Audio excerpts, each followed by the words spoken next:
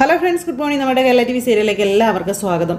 അങ്ങനെ പെങ്ങൾക്ക് വേണ്ടി ആങ്ങളമാർ ഭയങ്കരമായിട്ട് കിടന്നങ്ങ് കിണഞ്ഞ് പരിശ്രമിച്ചുകൊണ്ടേ ഇരിക്കുവാണ്. തൻ്റെ പെങ്ങളുടെ ജീവിതം തകർത്തവനെ വെറുതെ വിടില്ല എന്നുള്ള രീതിയിൽ. അപ്പോൾ അടുത്ത മുതലിനെ അവർ ഇറക്കുമതി ചെയ്തിട്ടുണ്ട്. കുറച്ചുകൂടി തൻ്റെ ഇടവും കുറച്ചുകൂടി കാര്യത്തിന് തീരുമാനമൊക്കെയുള്ള ഒരാളായിട്ടാണ് അയാൾ വന്നിരിക്കുന്നത്. അയാൾ വന്നിട്ട് ഇവിടെ വീട്ടിലിരുന്ന് ശിവനും രാജീവനും ഒക്കെ ആയിട്ട് സംസാരിക്കുക. അപ്പോഴേക്കും അയാൾ നമ്മുടെ ബാലനെ ചർച്ചയ്ക്ക് വിളിക്കാനാണ് പറയുന്നത്.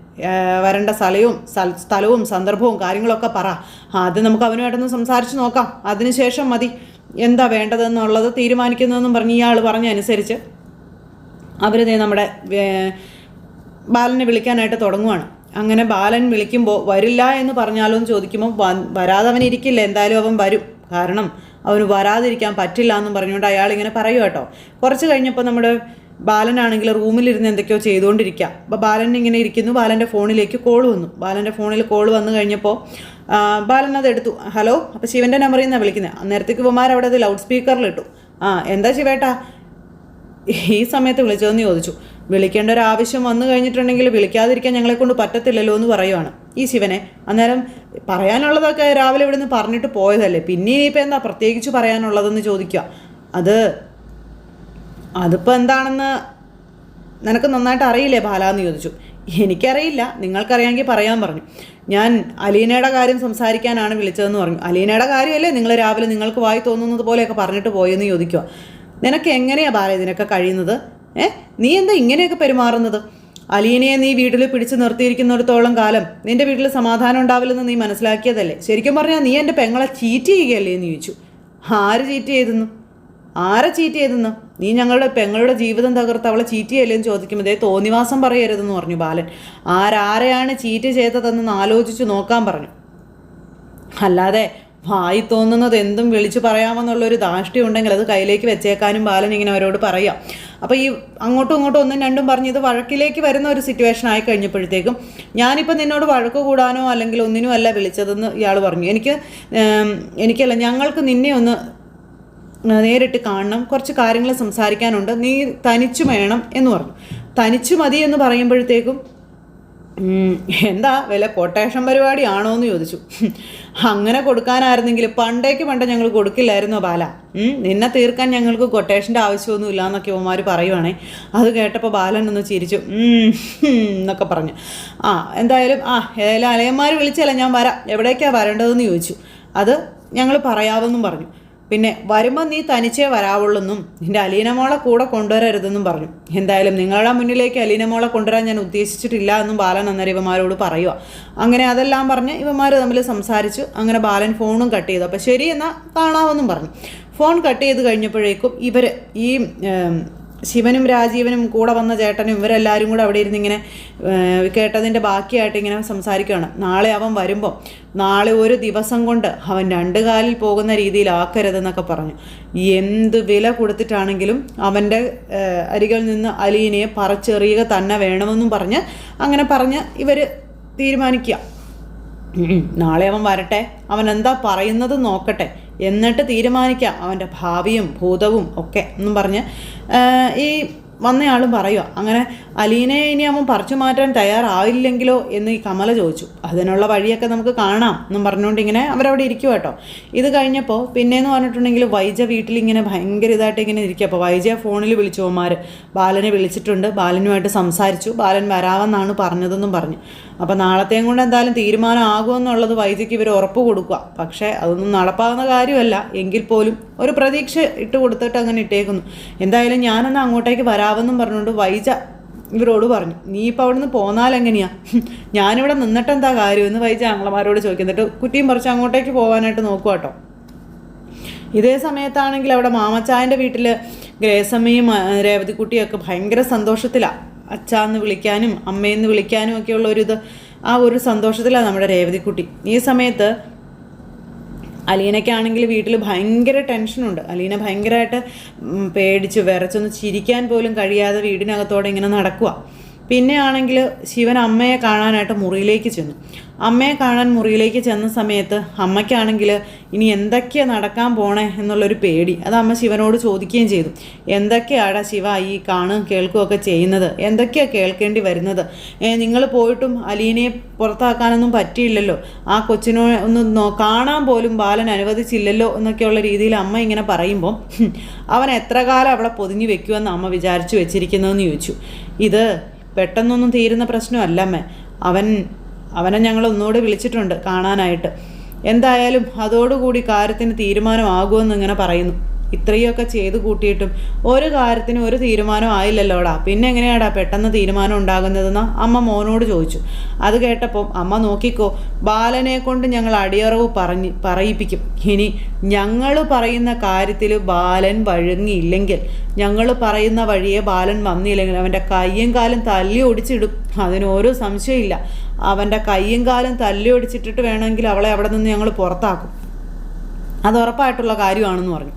നീ എന്നതൊക്കെയാടാ ഈ പറയുന്നതെന്ന് അമ്മ ഇങ്ങനെ ചോദിക്കുമ്പോൾ പിന്നെ അമ്മയ്ക്ക് അമ്മയുടെ മോളുടെ ജീവിതം വലുതല്ലേ എന്ന് ചോദിച്ചു. അമ്മയ്ക്ക് അമ്മയുടെ മോളുടെ ജീവിതം വലുതാണെങ്കിൽ അമ്മ മിണ്ടാതിരിക്കാൻ പറഞ്ഞു. എന്താ ചെയ്യേണ്ടതെന്നും എങ്ങനെ പ്രവർത്തിക്കണമെന്നും ഞങ്ങൾക്കറിയാമെന്നും ഈ ശിവൻ ഇങ്ങനെ പറയും. അപ്പോൾ ഇവർ തമ്മിൽ ഇത് പറഞ്ഞു കഴിഞ്ഞപ്പോഴത്തേക്കും ഇത് അങ്ങനെ ഇങ്ങനെയൊന്നും തീരുന്ന പ്രശ്നമല്ലമ്മേ. നമ്മൾ ആരും അറിയാത്ത എന്തോ ഒരു ബന്ധം അവനും ആ പെണ്ണും തമ്മിലുണ്ട്. അത് ഉറപ്പായിട്ടുള്ള കാര്യമാണ്. അല്ലെങ്കിൽ ഒരു വേലക്കാരി പെണ്ണിന് വേണ്ടിയിട്ടാണ് ബാലൻ ഇങ്ങനെ കിടന്ന് കാണിച്ചു കൂട്ടുന്നതെന്ന് എനിക്ക് തോന്നുന്നില്ല. വെറും ഒരു വേലക്കാരി ബന്ധം മാത്രമാണ് അവർ തമ്മിലുള്ളതെന്നും തോന്നുന്നില്ല. അങ്ങനെ ഒരിക്കലും ഒരു വേലക്കാരി പെണ്ണിന് വേണ്ടി ആരും ഇതുപോലത്തെ റിസ്കുകൾ എടുക്കില്ല എന്ന് പറഞ്ഞു. അഥവാ ഇനി വേലക്കാരി പെണ്ണിന് വേണ്ടിയിട്ടാണ് അവൻ ഇതുപോലെ റിസ്ക് എടുക്കുന്നതെങ്കിൽ അവൻ്റെ കയ്യും കാലും തല്ലി ഒടിക്കും എന്നുള്ള കാര്യത്തിൽ ഒരു സംശയം വേണ്ട. എന്തായാലും അവനും അവളും തമ്മിലുള്ള ബന്ധം എന്താണെന്ന് ആദ്യം കണ്ടെത്തണം. ആ കണ്ടെത്തലിന് ശേഷം വേണം എന്താണെന്ന് വെച്ചാൽ തീരുമാനിക്കാൻ എന്നും പറഞ്ഞ് ഈ ശിവൻ ഇങ്ങനെ അവിടെ നിന്ന് അങ്ങ് പോയി. അതൊക്കെ കേട്ട് അമ്മ ഇങ്ങനെ അന്തം വിട്ടിങ്ങനെ അവിടെ ഇരിക്കുക, എന്ത് ചെയ്യണമെന്നറിയാതെ. അലീനയെ ഇഷ്ടമാണ് താനും, എന്നാൽ മകളുടെ ജീവിതം തകർക്കുന്നത് അലീനയാണല്ലോ എന്ന് ഓർക്കുമ്പോൾ ഒരു ഇഷ്ടക്കേട് കൂടി. അങ്ങനെയാണ് ആ അമ്മ പോണേ.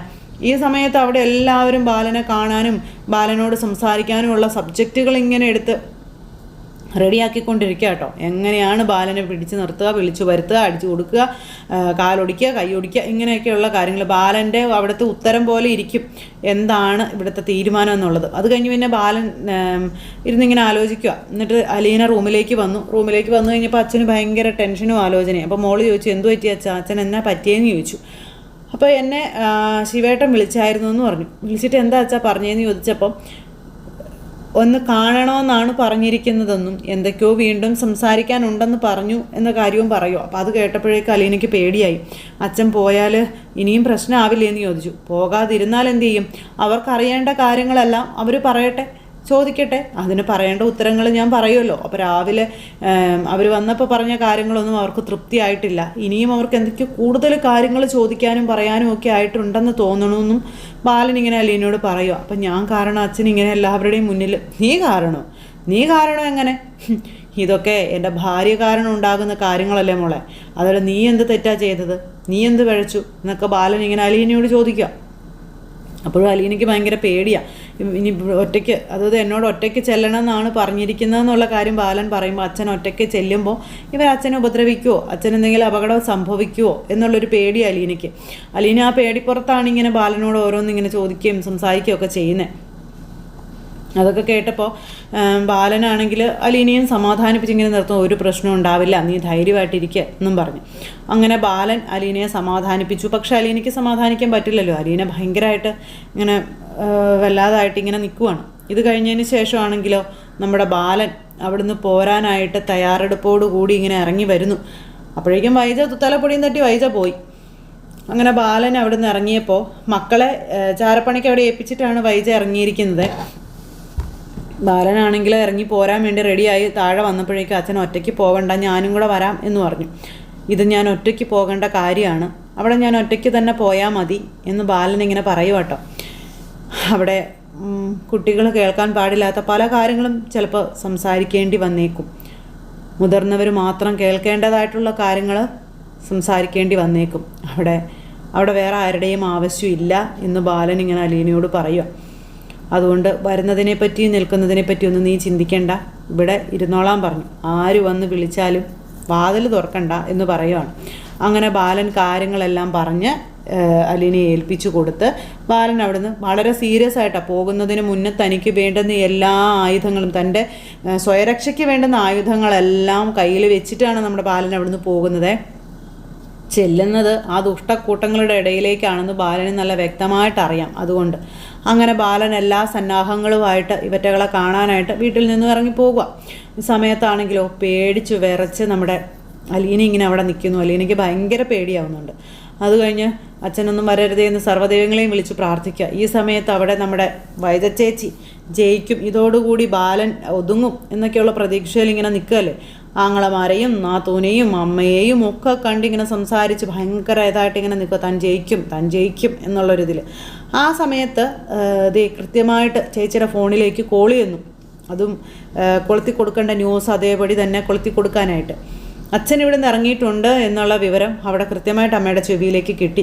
അപ്പോൾ അമ്മ അച്ഛൻ ഇവിടെ നിന്ന് പോന്നിട്ടുണ്ട് കേട്ടോ, അവളോട് യാത്ര പറഞ്ഞിട്ടാണ് പോന്നിരിക്കുന്നതെന്നുള്ള കാര്യങ്ങളൊക്കെ പറഞ്ഞു കൊടുക്കുക. അപ്പോൾ ഇതൊക്കെ കേട്ടപ്പോൾ വൈജയ്ക്ക് ഭയങ്കര വൈജ നേരം ശരി മോളെ വെച്ചോ എന്നും പറഞ്ഞുകൊണ്ട് ഫോണും അങ്ങ് കട്ട് ചെയ്തു. അത് കഴിഞ്ഞിട്ട് വളരെ സന്തോഷത്തോടു കൂടി ഓടിച്ചെന്ന് ആങ്ങളമാരോടൊക്കെ ആയിട്ട് അതെ ബാലചന്ദ്രൻ അവിടുന്ന് പോന്നിട്ടുണ്ട് കേട്ടോ, ബാലചന്ദ്രൻ അവിടുന്ന് ഇറങ്ങി കേട്ടോ എന്നും പറഞ്ഞുകൊണ്ട് വലിയ ഇതായിട്ട് ഇങ്ങനെ ഡയലോഗുകൾ ഇറക്കി ആങ്ങളമാരെയും നാത്തൂനെയൊക്കെ പ്രീതിപ്പെടുത്തി ഇങ്ങനെ അതിലിങ്ങനെ ഒരു വട്ടമൊക്കെ കറങ്ങി ഇങ്ങനെ നടക്കുന്നു. എന്തായാലും സ്വയം കുഴി തോണ്ടുകയാണെന്നും സ്വന്തം മാനത്തിനെയും അല്ലെങ്കിൽ സ്വന്തം ജീവിതത്തെയാണ് വിലയിടുന്നതെന്നൊന്നും അറിയാതെ മേൽപോട്ട് ഇരുന്ന് തുപ്പുകയാണെന്നും അറിയാതെ നമ്മുടെ വൈജ അവിടെ കാട്ടിക്കൂട്ടുന്ന ഓരോ പ്രഹസനങ്ങളും കോപ്രായങ്ങളും ഒക്കെ ഉണ്ട്. അപ്പോൾ ഇതിൽ കൂടുതൽ വിശേഷങ്ങളും ഒക്കെ ആയിട്ട് നമ്മുടെ സൂപ്പർ ഹിറ്റ് കഥ വരുന്നുണ്ട് കേട്ടോ. അപ്പോൾ ആരും തന്നെ മിസ് ചെയ്ത് കളയരുതേ, എല്ലാവരും കാത്തിരുന്ന് കാണണം കേട്ടോ. എല്ലാവർക്കും നല്ലൊരു ദിവസം ആശംസിക്കുകയാണേ. എല്ലാവരും തരുന്ന സപ്പോർട്ടിനും സ്നേഹത്തിനും ഒരുപാട് നന്ദി അറിയിക്കുന്നു. അപ്പോൾ എല്ലാവരോടും ഹൃദയത്തിൻ്റെ ഭാഷയിൽ 1000 നന്ദി അറിയിച്ചുകൊണ്ട് വീണ്ടും കാണാമെന്നുള്ള പ്രതീക്ഷയോടെ നിർത്തുന്നു. അതോടൊപ്പം നമ്മുടെ ചാനൽ ആദ്യമായിട്ട് കാണുന്നവരുണ്ടെങ്കിൽ ഒന്ന് സബ്സ്ക്രൈബ് ചെയ്യണേ. തൊട്ടടുത്ത് കാണുന്ന ബെൽ ബട്ടൺ അമർത്തി കഴിഞ്ഞിട്ടുണ്ടെങ്കിൽ നമ്മുടെ വീഡിയോസ് എളുപ്പത്തിൽ നിങ്ങൾക്ക് കാണാൻ കഴിയുന്നതായിരിക്കും, നോട്ടിഫിക്കേഷനായിട്ട് ഫോണിലേക്ക് എത്തുന്നതായിരിക്കും. അപ്പോൾ എല്ലാവർക്കും ഒത്തിരി നന്ദി. Take care, bye Tata.